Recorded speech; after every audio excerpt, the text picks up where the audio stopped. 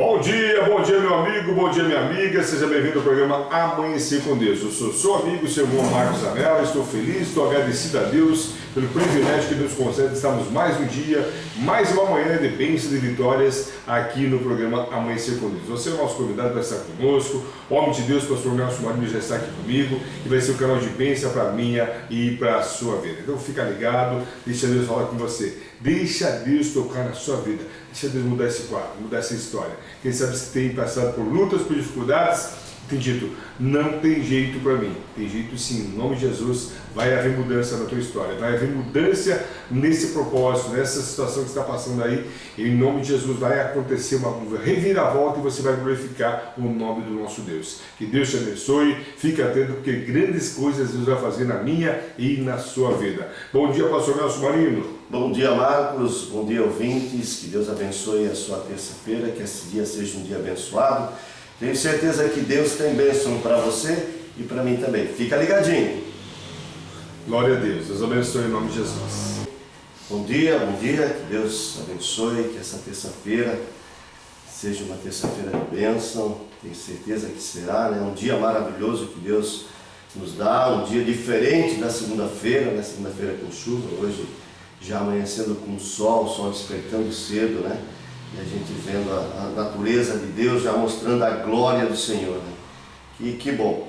Então nessa manhã, meu irmão, minha irmã, meu amigo, quero te convidar a fazer uma leitura da Palavra de Deus, que se encontra no Evangelho que Jesus escreveu, Mateus, no capítulo 11. Vamos ler um pouquinho a Palavra de Deus. Você que não pode ler, nos acompanhe na leitura.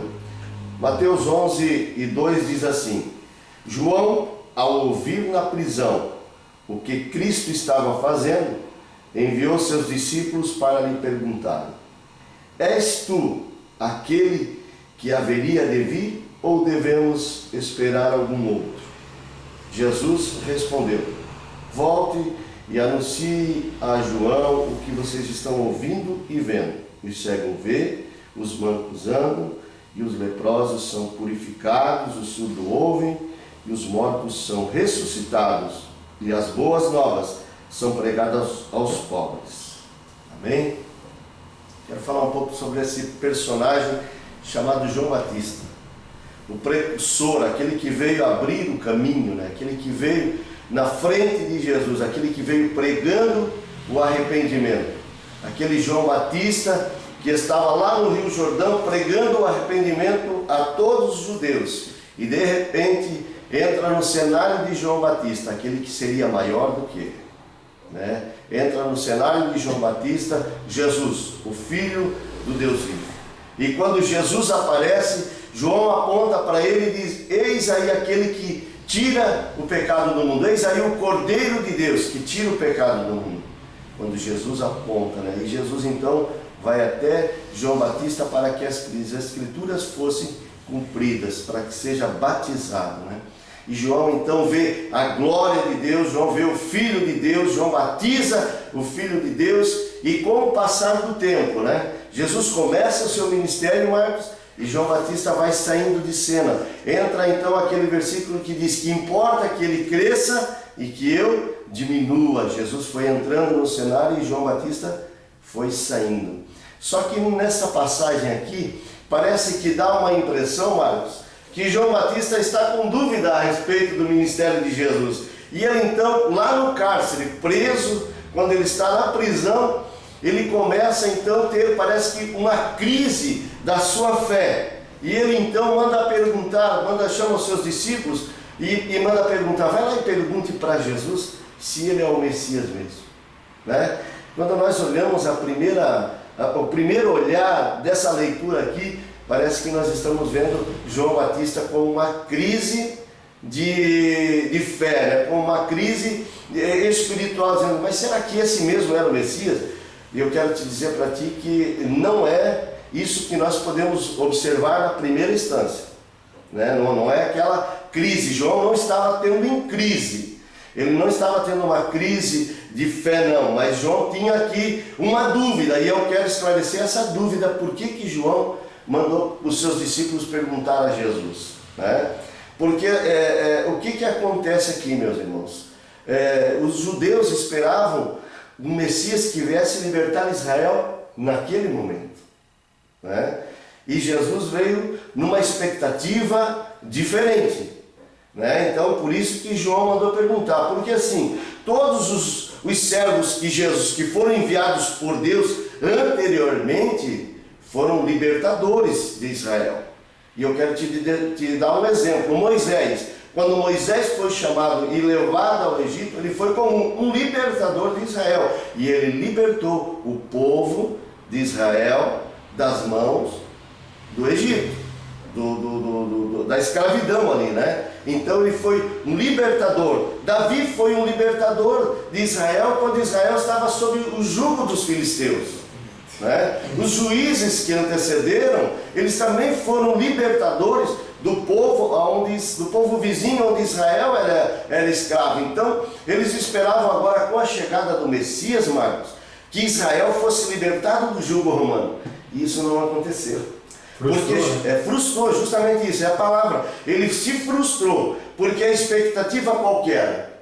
Que Jesus viesse libertar os judeus, o povo, da mão do jugo romano. E não aconteceu. Então essa pergunta vai até Jesus. E aí Jesus manda uma resposta dizendo: olha, diga a João o que vocês estão vendo aqui. Voltem para ele e anunciem o que vocês estão ouvindo e o que vocês estão vendo. Os cegos estão vendo, os mancos estão andando, os leprosos são purificados, os surdos ouvem, os mortos são ressuscitados e as boas novas, que é o mais importante, está sendo pregada a todos. A boa nova, a libertação de Jesus era a libertação do homem do pecado, não do jugo romano. Então criou-se uma expectativa ali, né? E quem sabe hoje nós podemos estar falando com pessoas que estão em crise espiritual. Né? Quantas pessoas hoje podem estar numa crise espiritual, pensando, criou em Jesus uma expectativa diferente. Né? A pessoa que colocou em Jesus uma expectativa por uma vida próspera, botou pela prosperidade. Eu vou aceitar a Jesus, o meu problema financeiro vai ser sanado, eu não vou ter mais uma crise familiar, eu não vou passar mais por lutas, eu não vou ter mais dificuldade, pois afinal de contas eu estou servindo a um Deus que é todo poderoso, um Deus que é dono do ouro e da prata, então Ele vai me dar riqueza, vai me dar tranquilidade, vai me trazer paz. E de repente isso não aconteceu. Frustrou. Aí houve uma frustração na vida espiritual. Aí a pessoa já passou por muito tempo e não aconteceu essa expectativa, porque hoje muito se fala sobre a prosperidade, muito se prega sobre a prosperidade. Você não é cauda, você é cabeça, mas nós temos que entender uma coisa: isso está em segundo plano. No reino espiritual, no mundo espiritual, aonde Jesus veio, está no segundo plano isso, porque Jesus disse a seguinte palavra, a seguinte frase aos seus discípulos: mas buscai primeiro o reino de Deus e a sua justiça, e as demais coisas vos serão acrescentadas. Glória a Deus, exatamente isso. Então é isso, Marcos. O primeiro plano de Deus é que nós buscamos o reino de Deus e a sua justiça, para que possamos ter a certeza da salvação, a convicção da salvação, a convicção da libertação do pecado, a convicção de uma vida com Deus e que nós um dia estaremos com Ele na glória. As demais coisas serão acrescentadas. Nós desse mundo nada levaremos. Nós desse mundo nada vamos levar para a vida eterna. Nós viemos nu a esse mundo e nu nós retornaremos. Tudo que conquistarmos aqui, irmãos, ficará aqui. Não estou dizendo que você não deva lutar pelo seu bem-estar, não estou dizendo que você não deva ter o seu conforto, que todo mundo almeja ter nesta vida, ter uma vida tranquila, né? Trazendo um sossego para a sua família, que você tenha paz. Não, eu não estou dizendo isso, estou dizendo que você deve primeiro buscar o reino de Deus. A convicção da salvação, da sua justiça, buscar e lutar em favor do reino. As demais coisas, disse Jesus, vos serão acrescentadas. Né? Eu vejo que a maior riqueza do ser humano, a maior riqueza que você pode ter na tua vida é encontrar Jesus. Quando você encontra Jesus, você passa a ver o mundo de uma forma diferente. Você passa a ver uma atmosfera diferente. Você vai trabalhar assim, você vai conquistar assim, mas aqui é tudo para você sobreviver. O importante é a tua vida eterna. Quando você tem essa revelação, porque eu falo que salvação é a revelação. Se você não foi alcançado ainda pelo poder de Deus, se você não foi batizado, se você não tem essa comunhão com Deus diariamente, ou semanalmente, enfim, um tempo com Deus, se você não escuta a voz dele, é porque ainda a palavra não foi revelada para você. Mas existe um tempo para todas as coisas. Eclesiastes 3 diz: tempo para todas as coisas. Eu creio no tempo de Deus na sua vida. E eu quero que você não desista, que você não pare. E busque essa revelação de Deus para a sua vida. Porque é o melhor presente que você pode encontrar. Quando uma pessoa diz: eu ganhei na Mega Sena, eu comprei minha casa, comprei meu carro, eu dou glória a Deus por isso. Mas a minha maior felicidade é quando a pessoa se encontra com Deus. Quando ela tem aquele encontro, aquela convicção. João Batista, para você ter noção, era primo de Jesus. Primo de Jesus. Como Cristo veio à Terra, se reencarnou, esteve conosco aqui, o que aconteceu? Ele teve uma família, e a família dele, então o João Batista era primo dele. Ele na realidade, era um pouquinho mais novo que João Batista. Ou seja, João Batista veio primeiro para abrir os caminhos, e o ministério de João Batista durou 8 meses. Preparou-se 30 e poucos anos para exercer 8 meses de ministério. 8 meses para abrir os caminhos, fazer a abertura para Jesus chegar. E mesmo João Batista conhecendo, sendo primo, sabendo da história toda, ainda tinha dúvida, gerou uma insegurança. Por quê? Porque quando a gente fala de fé, fala de uma atmosfera diferente da que você é, não queria palpável. Se você, por exemplo, é um pedreiro como o nosso irmão Maximino, né? É um pedreiro, tu vai lá, tu faz uma estrutura, tu faz uma sapata, tu faz um pilar, tu faz as paredes, tu faz a cobertura, você está vendo a coisa acontecer. Agora, quando a gente fala de uma coisa que não é palpável, uma atmosfera diferente, uma ação de fé, por exemplo, exige muito mais de você, exige muito mais de nós. Então, mesmo nós sendo muito próximos, e é por isso que a gente entende que muitas vezes a pessoa estava dentro da igreja e acabou se afastando. Por que ela se afastou? Porque muitas vezes aquela convicção não estava no coração dela, ela não tinha tido a revelação de Deus para o seu coração. Quando ela passa a ter a revelação, ela passa a ter a comunhão, ela passa a ter o desejo, ela vê que isso aqui tudo é um tempo determinado por Deus e que a casa dela é gostosa assim, que a casa, a família, os filhos, o esposo, a esposa, o carro é tudo gostoso, mas o mais gostoso é sentir a presença de Deus. E disso ela não abre mão e ela passa cada dia a buscar mais. É por isso que você vê pessoas que têm inclusive calo no joelho, que é o que? Comunhão com Deus. Quando eu vejo uma pessoa que tem calo no joelho, eu respeito ela, porque eu sei que a vida dela com Deus é muito forte, a comunhão dela com Deus é muito forte. Eu não sei quanto tempo faz que você não dobra o teu joelho, mas se você não fez, faça isso. E busca a partir dessa manhã, a partir do amanhecer com Deus, um tempo com Deus, peça para Deus revelar o querer dele na tua vida, o teu desígnio, entender o que você veio fazer aqui, qual é o teu propósito aqui. E nós não estamos aqui por acaso, nós estamos aqui com propósito. Venceu, você foi fruto de conquistas, dos sonhos de Deus. Se você está aqui é porque você venceu muitos obstáculos, muitas situações, e eu creio que Deus permitiu que você estivesse ainda aqui conosco, para justamente esse é um canal de bênção para muitas pessoas. Quem sabe eu não consigo chegar para falar do amor de Deus para a tua família, eu não consigo chegar a falar do amor de Deus para os teus amigos, mas você tem liberdade para falar isso, seja no teu trabalho, seja na tua casa, não sei aonde você vai estar falando do amor de Deus, mas fale e busque revelação. Revelação, isso sim vai fazer diferença, fazer a mudança da tua vida. Quem sabe aquele vazio que está sentindo no teu coração vai ser preenchido com a presença gloriosa do Espírito Santo. Porque o Espírito Santo é o que ficou para nos consolar, ficou responsável para nos orientar, para nos ajudar, e é Ele que nos instrui, é Ele que nos dá discernimento e direcionamento. Cristo, quando foi aos céus, ele disse: eu vou para meu Pai, mas não vos deixarei órfãos, enviarei o Espírito Santo para estar convosco todos os dias. E eu sinto a presença de Deus, e eu glorifico muitas vezes a presença, eu glorifico a Deus pela presença dele. E muitas das vezes, muitas mesmo, eu já estive em elevador, eu já estive em ônibus, já estive em avião, já estive dentro do meu carro e senti a presença de Deus, fui tocado pela presença de Deus, e é gostoso você ser tocado pela presença de Deus. E muitas vezes Deus disse: Pastor Nelson, fala do amor de Deus. Marcos Anela, fala do amor de Deus. Eu falo, não tenho vergonha de falar desse amor que mudou a minha história, que mudou a minha vida. Para meus amigos que me conhecem lá do Oeste Catarinense, Concórdia, que se criamos juntos, sabem que muitas vezes alguns amigos nossos já não estão mais conosco. já foram mortos ou pela polícia, ou por um assalto, por um roubo, ou até mesmo pelas drogas, ou pela própria bebida. Eu perdi um mano muito novo, ou seja, morreu com uma briga, uma eventualidade que aconteceu, um cortezinho na perna e acabou partindo. Perdi um outro meu irmão por causa da bebida, por causa da cachaça. Perdeu a família. Primeiro passo que a cachaça derruba é a família. Ele perdeu a família, depois de perder a família, acabou perdendo a própria vida. Morreu numa vida triste, sozinho, abandonado na sua própria casa. Tinha uma casa, mas não tinha uma família, não tinha um lar. Então muitas pessoas até reclamam, eu tenho uma família, mas eu não tenho minha casa própria. Meu irmão tinha casa própria, mas não tinha, mais importante, a presença de Deus. E quando nós falávamos o amor de Deus para ele, entrava no ouvido e saía no outro. Eu tenho Deus, Deus fala comigo. Amém. Mas será que esse Deus que ele fala é o Deus que realmente faz a mudança ou é aquele Deus da religiosidade?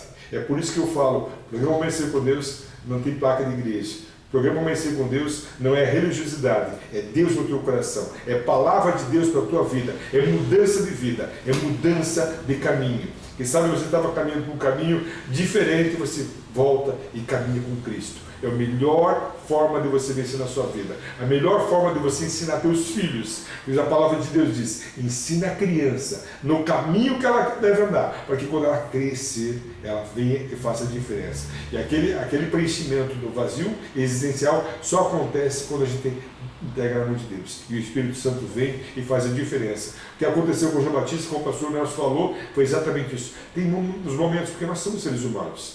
Nós somos seres humanos. Nós temos momentos onde nós temos crises existenciais.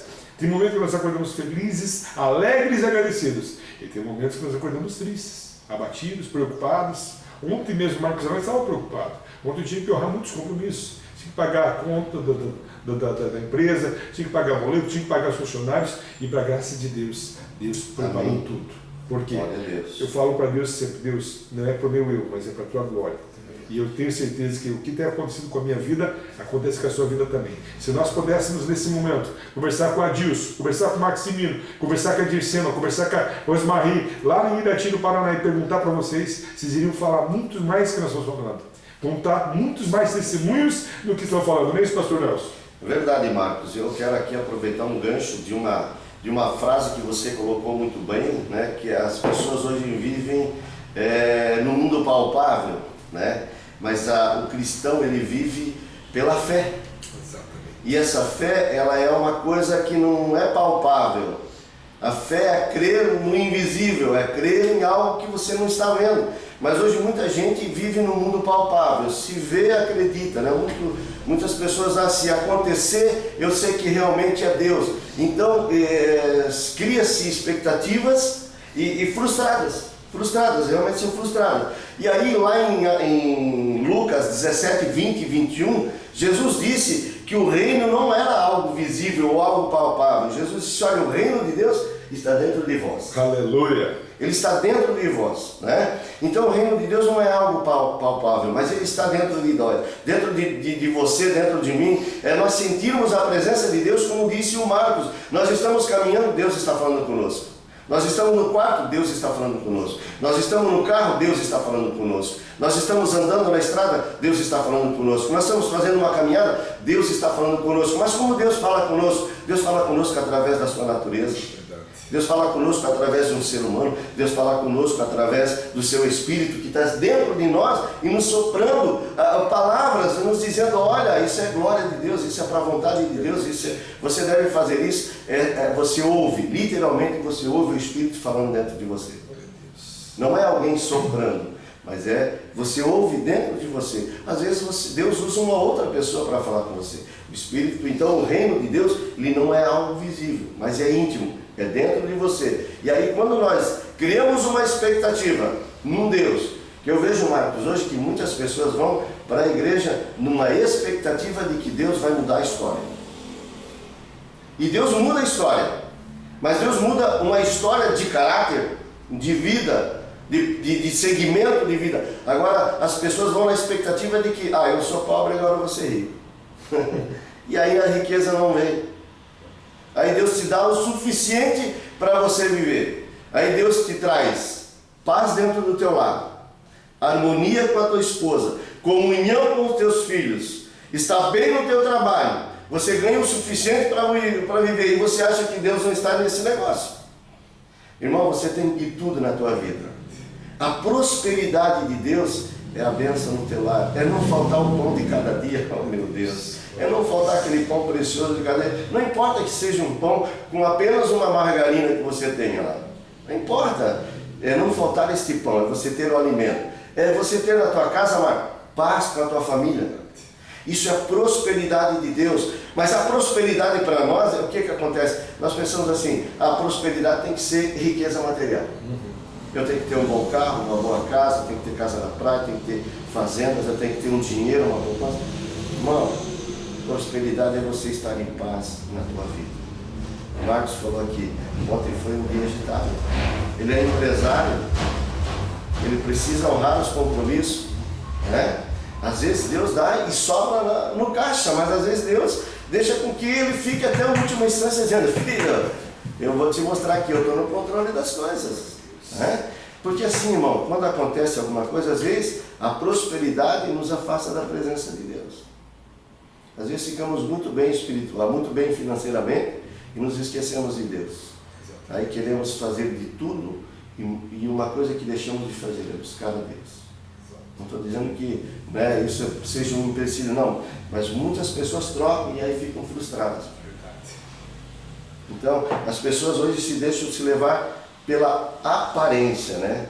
E pela impaciência do buscar e não alcançar. Mas eu quero te dizer para você nessa manhã, não frustre o teu coração.